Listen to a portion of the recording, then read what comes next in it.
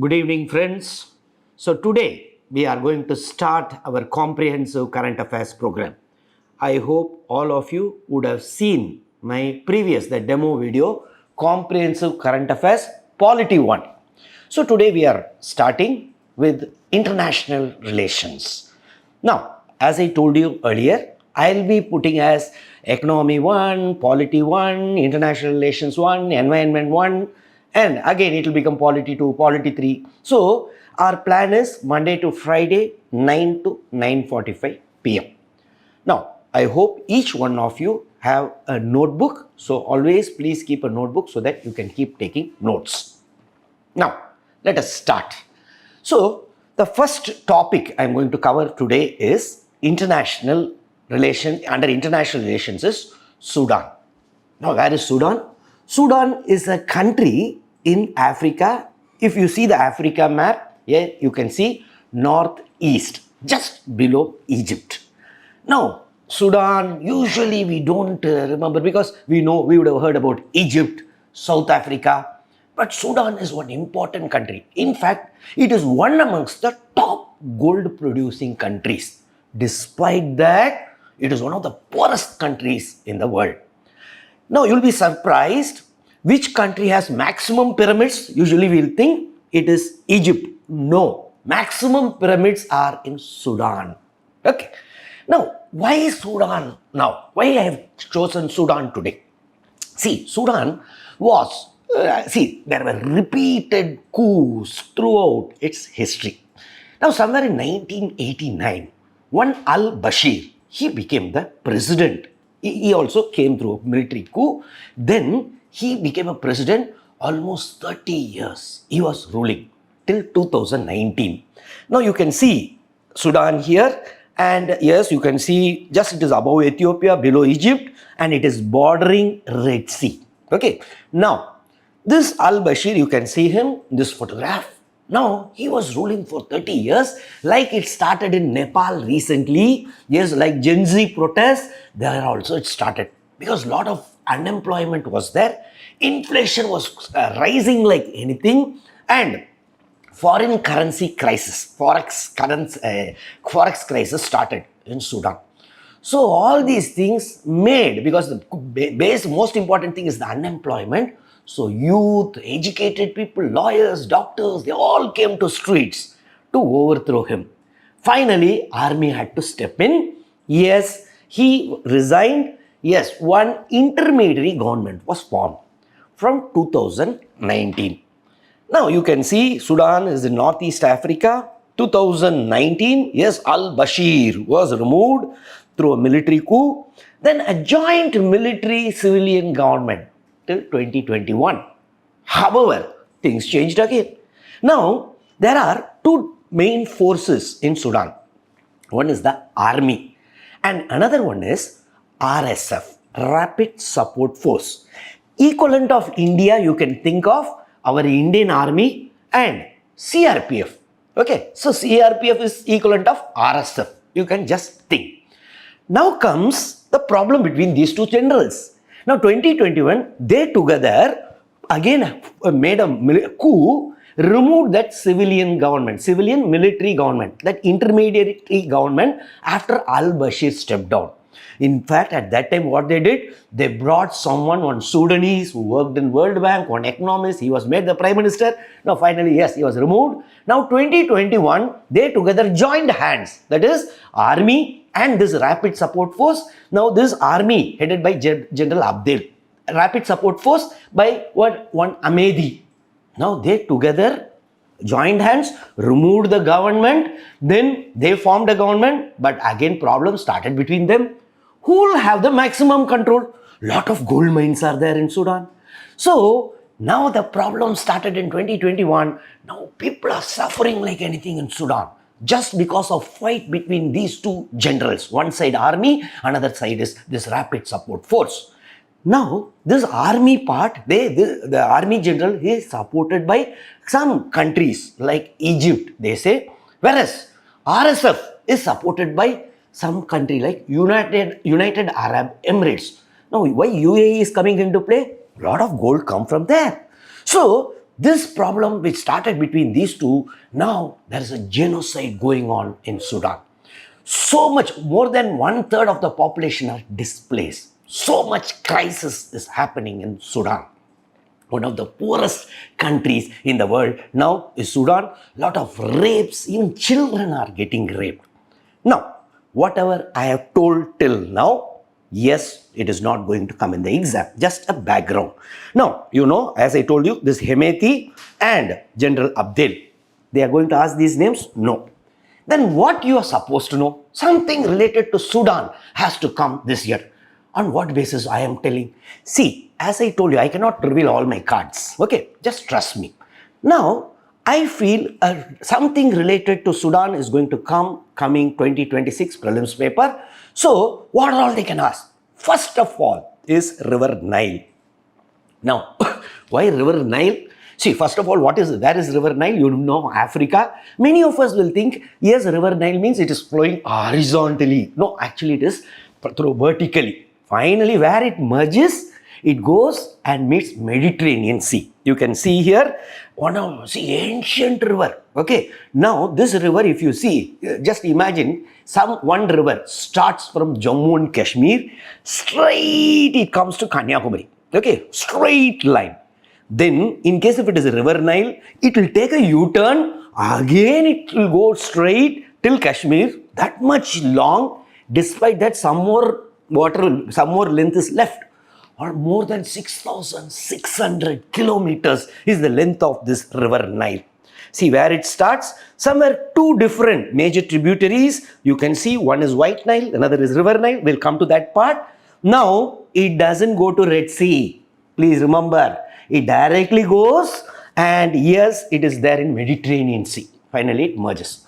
Now, 11 countries are there. It is flowing through 11 countries, this River Nile. Now, it is one of the longest rivers in the world, 6,650 kilometers.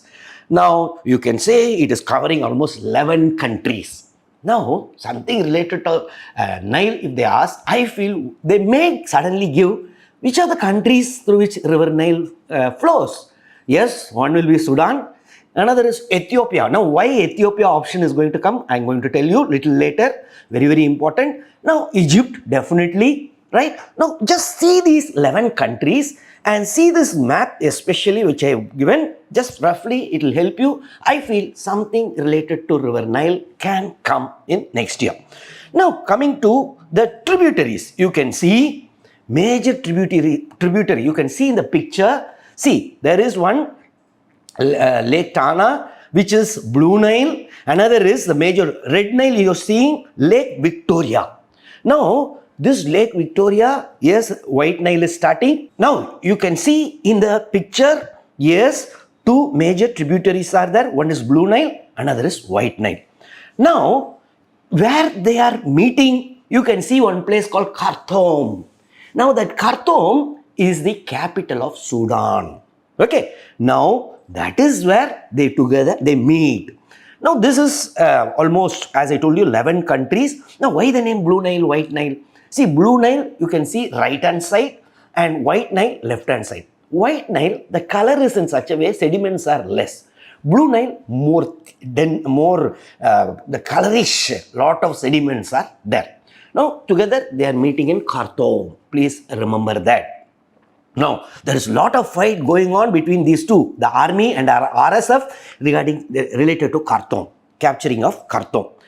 Now, this White Nile begins there. You can see, yes, it is there in Lake Victoria, whereas Blue Nile, it is in Ethiopia. Now, remember that, Blue Nile where it starts, because Ethiopia is very important. Lake Tana, it is starting.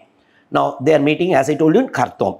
One more small tributary is there. You can see above this Lake Tana, that Blue Nile right hand side, are you able to see? Now, above that one small line is there. That is another tributary that is called as Red Nile or Black Nile, that is called Atbara River. Now, this starting in Ethiopia, finally it is also one tributary, and this goes and meets, again merges with the Nile in our Sudan, right? So major tributaries, Blue Nile, White Nile. Of course, our Atbara river, that is called as Red Nile or Black Nile. And why Atbara? That place only it goes and merges with the river Nile. Now, coming back, Ethiopia. Why Ethiopia is in news? Now, the biggest hydroelectric dam they have constructed. Now, Ethiopia. Where?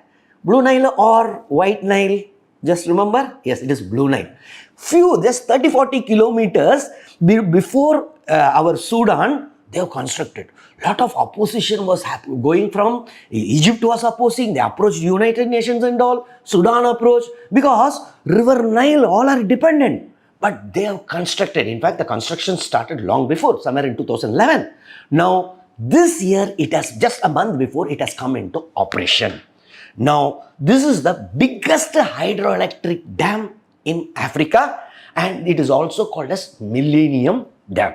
Okay, so where it is, they may ask in the exam. Lot of issues are going on due to this construction. Yes, of course, it is giving lot of employment opportunities for people of Ethiopia. Now, it is 6,450 megawatt project, hydroelectric project. So just 30 kilometers before Sudan, and it is the largest hydroelectric project, as I told you, and it was also earlier called as Millennium Dam. It is a gravity dam. Now, what is gravity dam? Now, see, what is gravity dam? Whenever a dam is constructed across a river, now this water force will try to push it away. So they use a lot of concrete. Now, deep foundations will be made so that in a gravity dam, this gravity will withstand. So much of concrete pouring will be there. Lot of foundations will be there in a gravity dam. Whereas another dam is there that is called as arch dam. Now, it will be like an arch.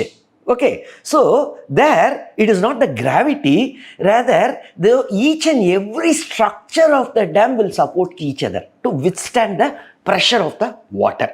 Now, one of the famous example for arch dam in India is our Idukki dam in Kerala. Whereas there is a Mullai Periyar dam is there now, which is news always. Now, this Mullai Periyar dam is a, yes, gravity dam. Whereas Idukki dam is arch dam. Just remember that. Right, coming back, yes, Egypt and Sudan, they fear, they approach United Nations, but still Ethiopia was able to complete the dam and made it into operation. So, very important from exam point of view. Lot of articles have come related to this in World Bank, this, that, and United Nations and all. So, please remember it. Next is gum arabic. Now, what is this gum arabic? Some acacia plants. Yes, this gum arabic is there, and it is used as in food industry. It is used in painting, photography. Now, why I am suddenly talking about gum arabic? Suddenly they ask in the exam, which country is the highest producer of or biggest producer of gum arabic in the world? Yes, our Sudan. 70% of world's gum arabics even now is, despite all these disturbances, yes, it is coming from this Sudan. It's the world's largest producer. Next is, yes, sesame. Now this sesame, again, who's the largest producer? Yes, sesame seeds, sesame oil, this, that and all. Who's the largest producer? Again, our Sudan. Who's the second largest producer in the world? Suddenly they ask. Yes, our own country, India. Third is Myanmar. So, Sudan is the world's largest producer of sesame seeds, followed by India and Myanmar. Now, why they will ask sesame, this and all? See, at times, if you analyze all the papers, you will understand, yes, there is likelihood of asking the largest production of some country, right? Next is our South Sudan. Now, South Sudan, don't confuse with Sudan. It is a different country just below Sudan. In fact, it was part of Sudan. A lot of disturbances were happening during al-Bashir's rule. I told you, 1989 till 2019, 30 years he ruled. Now, South Sudan finally got separated in the year 2011. Now, why is it in news? Because our country and South Sudan are partnering. Now, you know there is one National Skill Development Corporation in India. Yes, to give skills. Okay. Now NSDC is going to support South Sudan. Now, who's organizing this entire thing? This is organized by UNESCO. So very important from exam point of view. Now if you see TVET, Technical and Vocational Education and Training. Who's going to give? Yes, it is UNESCO project. South-South cooperation. You can see India, UN for the Global South. Okay. Now UNESCO is flagship project. Now what it is basically public private, even in our NSDC, what they do, National Skill Development Corporation, they give the skill to the people who are lacking skills. They are given the skills so that they partner with private sector, so that private sector can get the manpower. Same thing is this technical and vocational education training. Now UNESCO led what they have identified, there are skill mismatches in South Sudan. So there are people are there, they don't have the skills. No, they want to impart skills. So our NSDC is the technical, National Skill Development Corporation is the technical support, giving the technical support. Now drawing from India's successful NSDC. See, all these things I have taken from UNESCO, and all has happened recently. So within the catchment area of our current affairs year for 2026 prelims, yes, that catchment area. So, okay, so NSDC model, the project seeks to establish a sustainable and inclusive framework for what? Collaboration. It is a PPP, public-private partnership. Okay, so now, yes, they are going to collaborate with government bodies, private enterprises and training institutions, right? Knowledge support from the NSDC, National Skill Development Corporation, right? Now, let's go on to the next topic of the day. International Seabed Authority. Now, what is this International Seabed Authority? Now, you can see so much ocean, seas are there. Now, in the seabed, lot of minerals are there.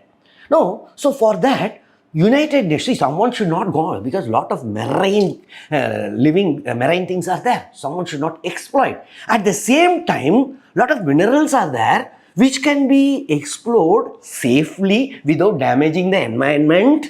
Now, without disturbing the ecological balance there. So for that, they made one authority, that is International Seabed Authority. So if you want to go and start mining there, then you have to get permission from International Seabed Authority. Now this International Seabed Authority, yes, it is an autonomous international organization started in 1982 as part of UNCLOS, means United Nations Convention on Law of Seas. So there is a law. Now we have to abide by it.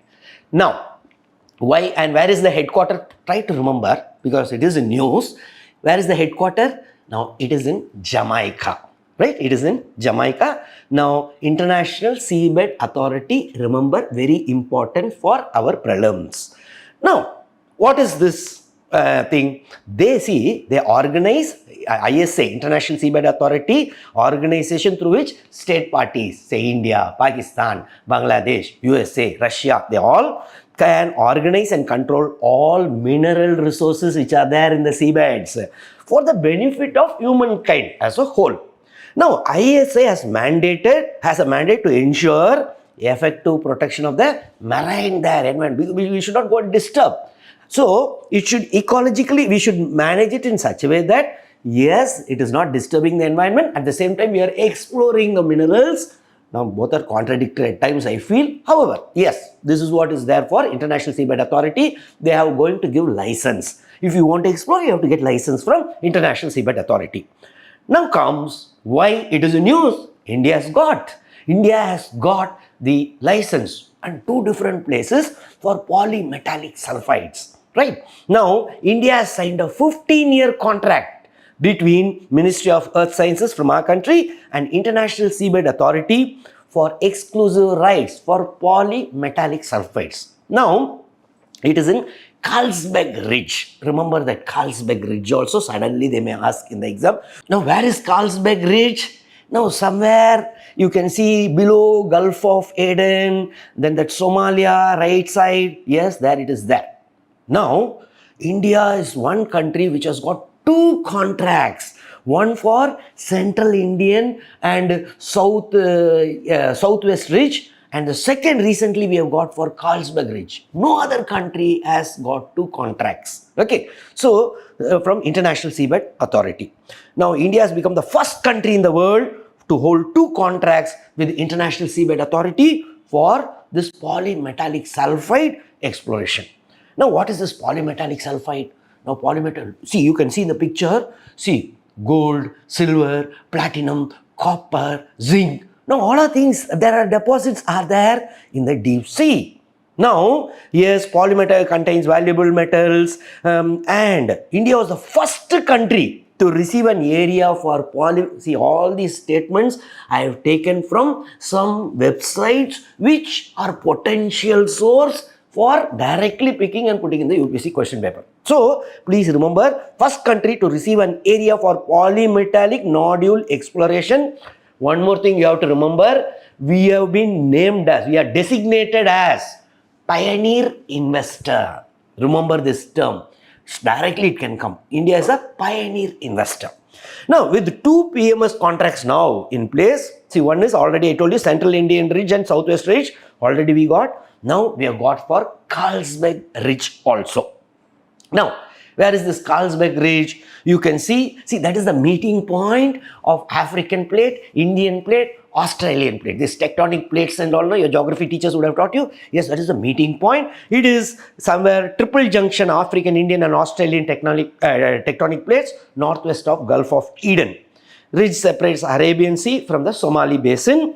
Now, what is the depth? Suddenly, if the statement comes, this Carlsberg Ridge, 6,000 to 12,000 feet. Okay, so this is very, very important. So, appeared in crucial sources. So, please remember this.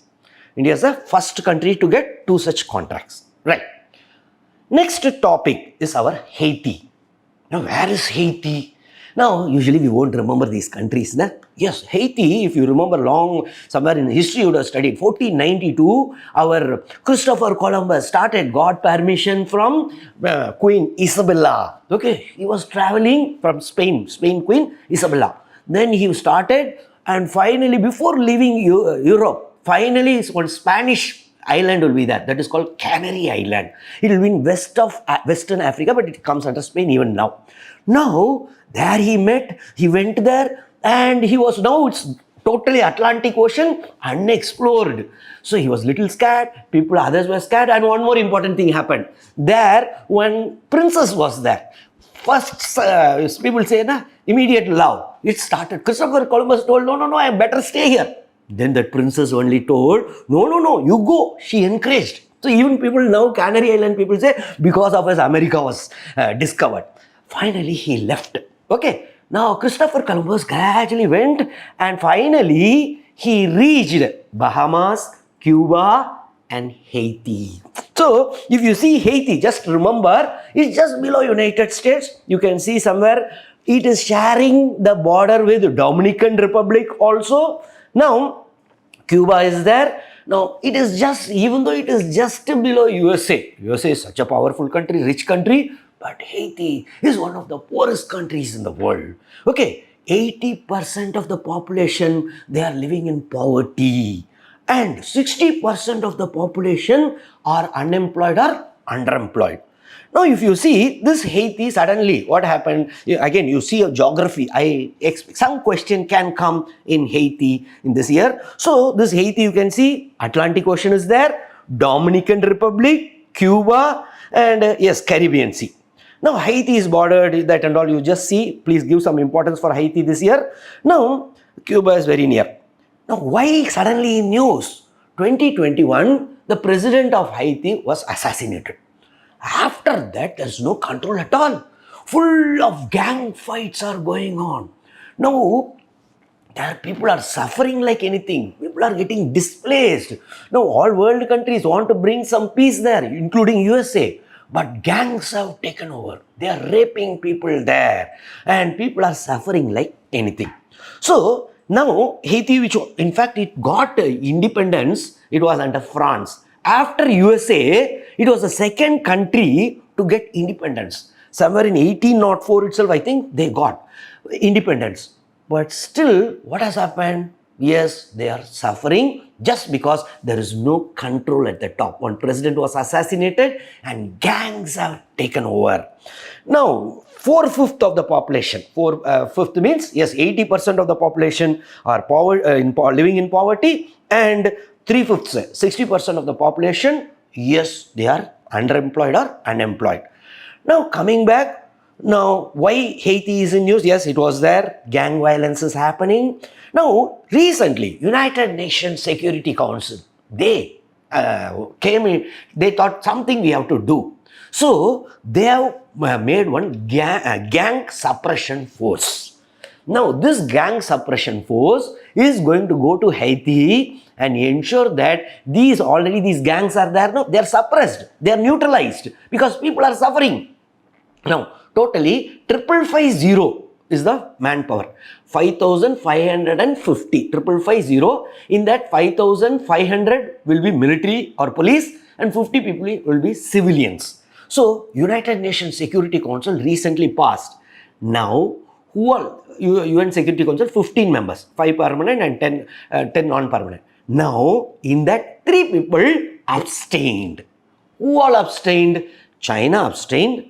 Russia abstained, Pakistan abstained. However, they didn't object it, and of course, Russia and China didn't use their veto power. So it got passed. So 3 countries which abstained, please try to remember. And earlier, before this, one multinational security force headed by Kenya was there to bring in peace and suppress these gangs operating in Haiti. But they are not that successful. So finally, UN Security Council has stepped in and decided to form this gang suppression force. And as I told you, 12 in favor and 3 abstention, China, Pakistan and Russia. Please remember that. Now, and among the other tech, they also start to, what are the powers of these people, this force, gang suppression force? Yes, either they can operate along with Haiti police or independently also and ensure that these gangs are finished. That is the agenda. Since I have taken from directly United Nations website, so please remember the same term. They want to neutralize, isolate and deter gangs. Those 3 words, please remember, that is the mandate for this particular gang suppression force, where last month it was formed. Now, as I told you, 5,550, in that 5,500 military and police personnel, 50 civilians. Suddenly some statements may come. Okay. So, yes, gang suppression force, it is very important from exam point of view. Now, vetiver. Now, why vetiver? In fact, what is this vetiver? Ver means root. Vetiver is known for its fragrance. A lot of medicinal properties are there. Now, few years before, there was one famous Tamil movie done by actor Sivaji Ganesan, Mudal Maryadai. In that movie, one famous song used to be there. Tamilians will know. Vetiver vaso, Vedalapulla Neso. Vetiver. Now, it's so that name itself is started in Tamil Nadu. This vetiver started in Tamil Nadu. This way, it has lot. This vetiver is a grass type. The wear can go inside. Wear means roots can go and soil rehabilitation can happen. Hindu has written an article about how vetiver should be used in different places to ensure all these whatever problems happening for soil. Now, why I am talking about vetiver suddenly? Because Haiti is the #1 producer of vetiver in the world. And who is the #2 producer? Yes, of course, it is our country, India. Right. Now, vetiver, chrysopogon zizanoids, derived from the Tamil word, that and all they want to ask. It is called as Ramacham in Malayalam, Kuruveru in Telugu. In fact, it is also called as Kas by Mughals. And Harshavardhana, you know, one king, he put Kas tax. Okay, suddenly if a history question comes, please give credit to me. Okay, so Mughals called it Kas, and King Harshavardhana of Kannauj levied a Kas tax. Now, this vetiver can sequester 100 to 500 tons of carbon per hectare. Sequester means clear up whatever the carbon deposits and all, and it helps to reduce water runoff, stabilize slopes, soil erosion can be controlled. The unique quality of this grass is it can rehabilitate soil.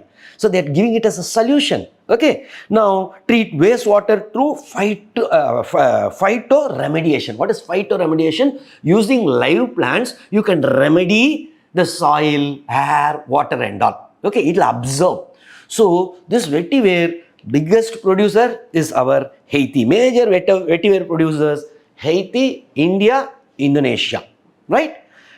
Now coming back, Madan Saras. Now, a lot of articles have come about Madan Saras. It is called Madam Saras. Now what is this Madam Saras? In Haiti, almost 1 lakh women, they are called as Madam Saras. Okay. Now what is Madam Saras? Basically, they procure, they are middlemen, like middlemen. They get from producers, carry it to the market and sell it, give it to the merchants there. So they are the intermediaries. Lot of articles have come. Now, Madan Saras is a woman in Haiti who buys agricultural produce from farmers, transport it to markets and sell it to merchants. As I told you, yes, they are producers and consumers. They are a bridge, and lot of international websites are talking about this particular Madan Saras. So please remember. And 1 lakh women are working there. Haitian women, they are working as Madan Saras. The next topic and last topic of today is Shanghai Cooperation Organization. Very important for 2026 prelims. Why very important? It held its 25th summit in Tianjin in China recently. The number 25 is an attractive number for UPSC. One more thing, our Prime Minister attended this 25th summit in Tianjin recently. Now, what is this Shanghai Cooperation Organization? See, first of all, somewhere in 1996, already USSR had disintegrated. So, these communist countries, in particular China and Russia, along with KKT, remember this alphabet, KKT, Kazakhstan, Kyrgyzstan, Tajikistan.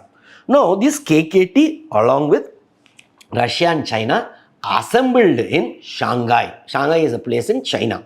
They thought, boss, let us all come together. We were all together earlier. Of course, China was different, but all communist countries. So, let us, the border issues and all, let us resolve. This way, it was started in 1996. It was called as Shanghai 5. These 5 countries. Then 2001, one more country joined, Uzbekistan. Okay, already China, Russia, KKT, Kazakhstan, Kyrgyzstan, Tajikistan. Now one new joined, Uzbekistan. Then they thought, boss, let us one more 5. We cannot have it as Shanghai 5. Let us name it as Shanghai Cooperation Organization. So this Shanghai Cooperation Organization started in 2001. They are continuously holding summits. Now, somewhere in 2017, our country and Pakistan, they also were accepted as part of SCO in 2017. Now, because they thought, see, Russia and China thought, boss, America is becoming, it is a unipolar. We have to make it multipolar world.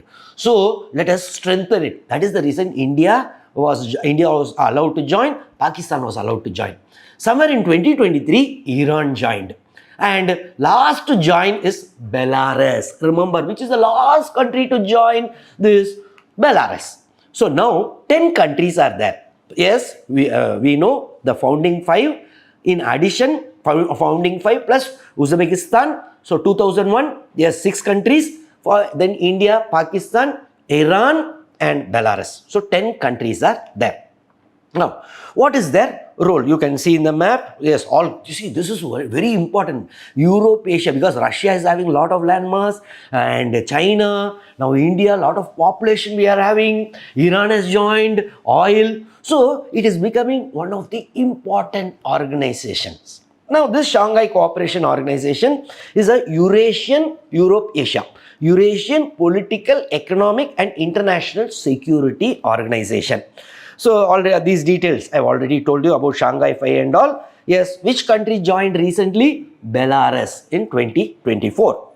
Now, in this is the world's largest organization in terms of geography and population, covering 80% of Eurasian landmass, 40% of world population, and in fact 20% of oil reserves also, because recently Iran has joined in 2023. The Shanghai Cooperation Organization's Council of Head of State means, in our case Prime Minister, China case President, like the Russia President. So these heads of states will meet every year. In 2023, yes, India hosted SEO summit. Okay, it was in virtual mode. Now, the recent summit, 25th summit, yes, Tianjin, right? Now, 25th meeting held in Tianjin. Now, why this is very important? Number one, very, very important. Why? 25 number.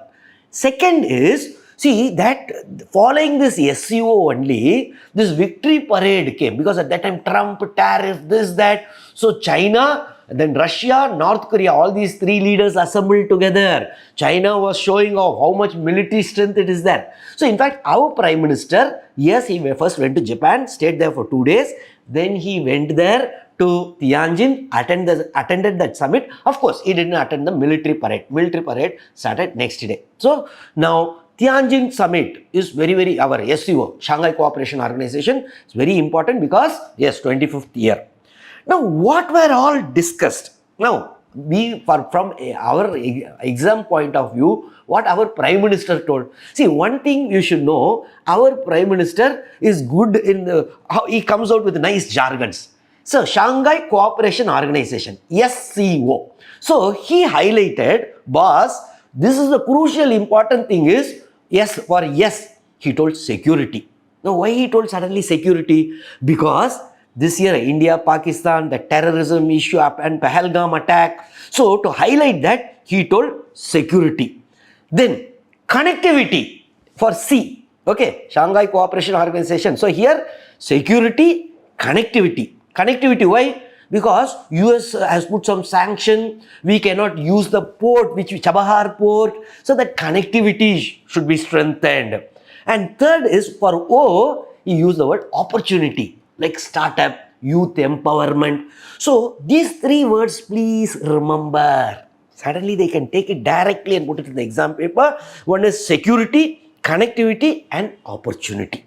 And in addition, he also talked about civilizational dialogue forum. He in fact proposed, see, the civilization where civilians meet. Okay, so Prime Minister proposed commencing a civilizational dialogue forum where people to people ties and cultural understanding happens. So these SCO, security, connectivity and opportunity, and civilizational dialogue forum is crucial from exam point of view. So please remember this. So friends, with this today's class gets over.